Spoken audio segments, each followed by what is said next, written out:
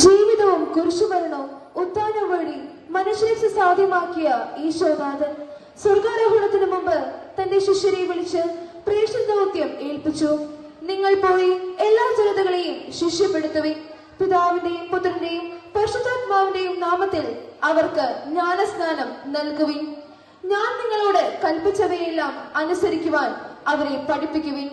യുഗാന്തം വരെ ഞാൻ എന്നും നിങ്ങളോട് കൂടെ ഉണ്ടായിരിക്കും. യേശുവിന്റെ ഈ കൽപ്പനയും ശിരസ വഹിച്ച് ഭാരത മണ്ണിലേക്ക് സുവിശേഷം പ്രസംഗിക്കാൻ കടന്നു വന്ന ദിദിമോസ് എന്ന് വിളിക്കുന്ന തോമാസ് ലീഹ. യേശുവിന്റെ പുനരുത്ഥാനം ഞാൻ നേരിൽ കാണാതെ വിശ്വസിക്കുകയില്ല എന്ന് ഒരു കുഞ്ഞിനെ പോലെ വാശി പിടിച്ച് ഈശോയുടെ വലസല ശിഷ്യൻ ഈശോയെ നേരിൽ കണ്ടപ്പോൾ എന്റെ കർത്താവേ, എന്റെ ദൈവമേ എന്ന് പറഞ്ഞ് വിശ്വാസം പ്രഘോഷിച്ചു. തോമാസ് ലീഹായുടെ ഈ വിശ്വാസ പ്രഘോഷണം അനേകരെ ക്രിസ്തുവിലേക്ക് ആനയിച്ചു. അതിൽ രാജാക്കന്മാർ, ബ്രാഹ്മണർ മുതൽ സമൂഹത്തിലെ സാധാരണക്കാർ വരെ ഉണ്ടായിരുന്നു. വിശ്വാസ പ്രഘോഷണവുമായി കേരളത്തിലേക്ക് കടന്നു വന്ന അദ്ദേഹം 752 കൊടുങ്ങല്ലൂരിൽ എത്തി.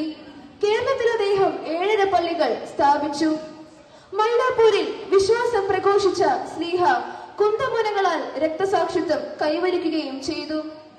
സമീപ പ്രദേശമായ മലയാറ്റൂരിലും തോമാസ് ലീഹായുടെ പാദസ്പർശനത്താൽ അനുഗ്രഹീതമാണ്.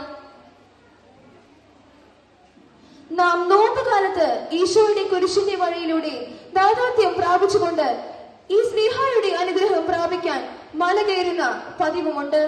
താൻ നട്ടുവളർത്തിയ ഭാരത സഭയ്ക്ക് തന്റെ അവസാന തുള്ളി രക്തം വരെ നൽകിക്കൊണ്ട് നമുക്ക് മാതൃകയായി അനശ്വരമായ ജീവിതത്തിലേക്ക് സ്ലീഹ കടന്നുപോയി.